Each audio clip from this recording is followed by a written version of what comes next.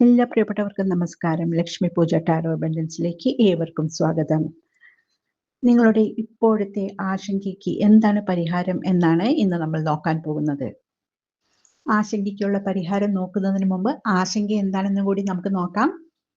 അതിനായി 3 കാർഡുകൾ നമ്മൾ ഇവിടെ എടുത്തിട്ടുണ്ട്. ആദ്യത്തെ കാർഡ് നിങ്ങളുടെ ആശങ്ക എന്താണെന്നും, രണ്ടാമത്തെ കാർഡ് യൂണിവേഴ്സ് നിങ്ങൾക്ക് നൽകുന്ന നിർദ്ദേശവും, മൂന്നാമത്തെ കാർഡ് ആ നിർദ്ദേശത്തിനനുസരിച്ച് പോയാൽ നമുക്കുണ്ടാവുന്ന ഔട്ട്കമ്മുമാണ് പറഞ്ഞു തരുന്നത്. അപ്പോൾ നമുക്ക് റീഡിങ്ങിലേക്ക് കടക്കാം. ആശങ്കയെക്കുറിച്ച് പറഞ്ഞപ്പോൾ നമുക്ക് കിട്ടിയിട്ടുള്ളത് ഡബിൾ കാർഡ് തന്നെയാണ്. ജീവിതത്തിൽ ശൂന്യതയും അസംതൃപ്തിയുമാണ് നിങ്ങളിപ്പോൾ അനുഭവിക്കുന്നത്. ചിലപ്പോഴൊക്കെ ഒരു അടിമയാണ് എന്ന് തോന്നിപ്പോകുന്ന സാഹചര്യങ്ങളൊക്കെ നിങ്ങൾക്കുണ്ടായിട്ടുണ്ടാവണം. ഇത് കാണുന്ന ചിലർക്കെങ്കിലും ഈ ബുദ്ധിമുട്ട് അനുഭവപ്പെടുന്നത് കരിയറിലായിരിക്കാം, മറ്റു ചിലർക്ക് ആരോഗ്യത്തിലുമാവാം. ആരോഗ്യത്തിൽ വെല്ലുവിളി നേരിടുന്നവർക്ക് എത്ര ശ്രമിച്ചിട്ടും പുറത്തു കടക്കാൻ പറ്റാത്ത ഒരു ചിലന്തി വല പോലെ രോഗം അവരെ കുരുക്കി കളഞ്ഞിട്ടുണ്ടാവാം. എത്ര ചികിത്സിച്ചിട്ടും മാറാത്ത അസുഖമായോ, ഒന്ന് മാറി മറ്റൊന്നായി പ്രത്യക്ഷപ്പെട്ടോ ഇത് നിങ്ങളെ ബുദ്ധിമുട്ടിക്കുന്നുണ്ടാവാം.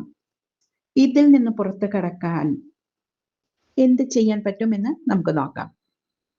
നിങ്ങൾക്കുള്ള യൂണിവേഴ്സൽ ഗൈഡൻസ് ആണ്.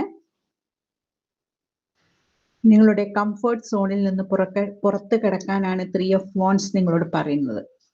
ഒരു പ്രത്യേക പാറ്റേണിലുള്ള ചിന്തകളാണ് നിങ്ങളെ ഈ സാഹചര്യത്തിൽ തളച്ചിടുന്നത്. ഇതിൽ നിന്ന് പുറത്തു കടക്കാൻ യോഗയും ധ്യാനവും ഒക്കെ സഹായിക്കും. കൂടാതെ നിങ്ങൾക്ക് ഇഷ്ടപ്പെട്ട ഒരു കല പഠിക്കുകയോ ആവാം.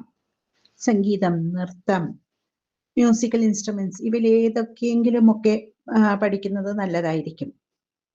തൊഴിൽ തടസ്സങ്ങൾ നേരിടുന്നവർക്ക് സ്വന്തം ക്വാളിറ്റി മെച്ചപ്പെടുത്താനുള്ള വഴികൾ കണ്ടെത്തുകയോ കൂടുതൽ കാര്യങ്ങൾ പഠിക്കാനും ജീവിതത്തിൽ അത് അപ്ലൈ ചെയ്യാനും ഒക്കെ ശ്രമിക്കുകയോ ചെയ്യാം. അപ്പോഴാണ് നിങ്ങളുടെ ജീവിതം സുസ്ഥിരവും സുരക്ഷിതവുമാകുന്നത്.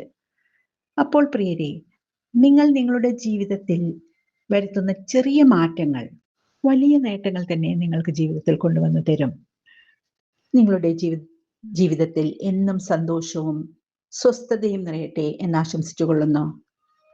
ഇതാണ് ഇന്നത്തെ റീഡിംഗ് നിങ്ങൾക്ക് ഇഷ്ടപ്പെട്ടുവെങ്കിൽ എൻ്റെ ചാനൽ സബ്സ്ക്രൈബ് ചെയ്യാനും ലൈക്ക് ചെയ്യാനും മറക്കരുത്. നന്ദി.